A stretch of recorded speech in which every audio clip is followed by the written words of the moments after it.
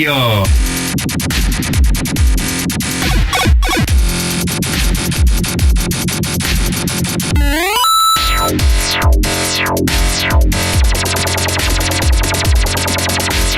Mario!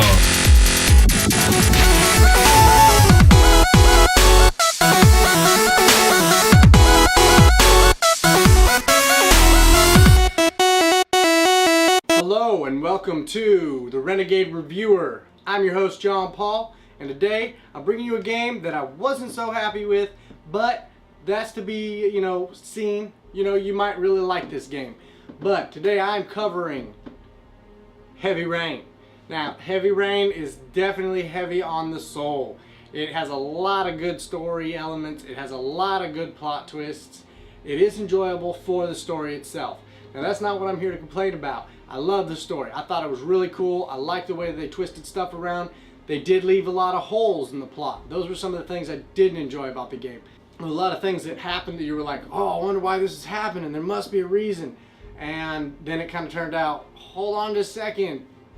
They didn't ever explain that. And I'm talking about, I got all the stuff. I did everything right. And I never found out why things were happening. In fact, the ending that I got, which you can get multiple endings with this game, the ending that I got was so just like, what? Serious? Why did I get, what's going on here? What is that even, what's that supposed to mean?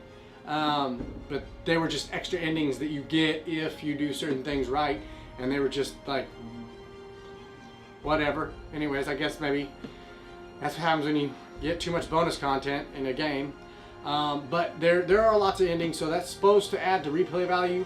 Personally, me, I would not play this game over again. I would not try to play it again to see other endings or anything like that. If anything, I would go on YouTube and check out all the other endings. The really enjoyable thing is the whole story itself. Now, what I really did not like about this game was the monotony. The continuous push and repetition to do things over and over and over again that were so silly, so monotonous, so simple, and so unnecessary.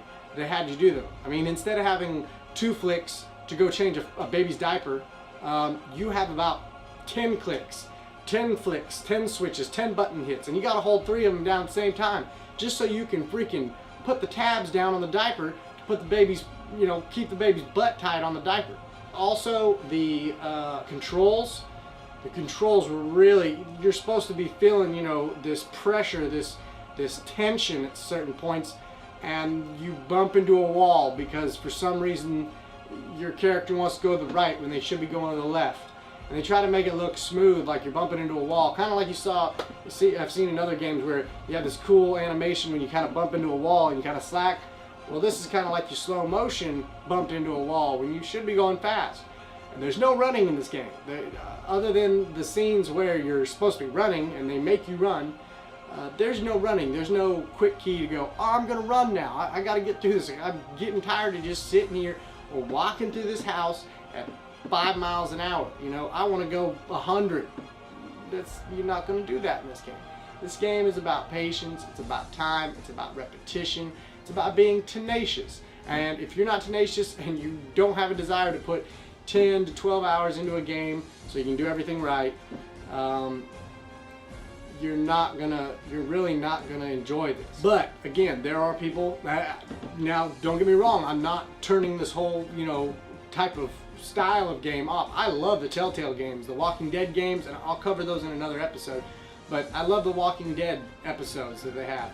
I love the Wolf Among Us episodes they have, and they're very similar in gameplay, except for they just don't go into the monotonous tasks and the continuous just ridiculousness of this game. I mean, in the beginning of the game, for instance, you have about a half-hour tutorial is basically the way it is what it is, and this half-an-hour tutorial is you setting up and getting ready for your boy's birthday and doing some last-minute work for the week that you'll finish on Monday, and just some really, it's very dry, very, very boring. I about ate a bullet. I almost pulled the game out and broke it in half. And I don't really get that bad off on games usually. Usually I'm like, okay, I'm in it to win it, But this one, I don't know how I got through it. I don't know if it was the caffeine or if it was the, you know, copious amounts of 8 balls, because I didn't have any of those. And somehow I still made it through this game. So, you know, go check it out if you want. It isn't expensive. It's a nice one to add to your collection because there are a lot of people that do like this game. So down the road, it might be very, very collectible. It might be very, very desirable. But for me, I was not excited about it. Again, though, the story was solid. It was enjoyable. It was nice to see how everything turned out, except for the stuff that didn't make sense at the end. But overall, it's a pretty solid game. It's pretty cool. Is it worth 10 hours? Not to me. Maybe to you. But, as always, you have your opinions, I have mine. I'm just telling you what I thought of the game. I wasn't so excited. It looks nice, but that's about it. I'm your host, John Paul, for Renegade Reviews, saying thank you for watching. Thank you for tuning in. Comment and like below. Subscribe. Do whatever you got to do. And if there's some games you'd like to see me review, or some books, or some comics, or some movies, whatever it is, maybe some action figures, you make sure you drop it in the link, the comments below, and I'll check it out. If you got some questions for me, or about my collection, or why I collect, or what kind of things I collect, let me know.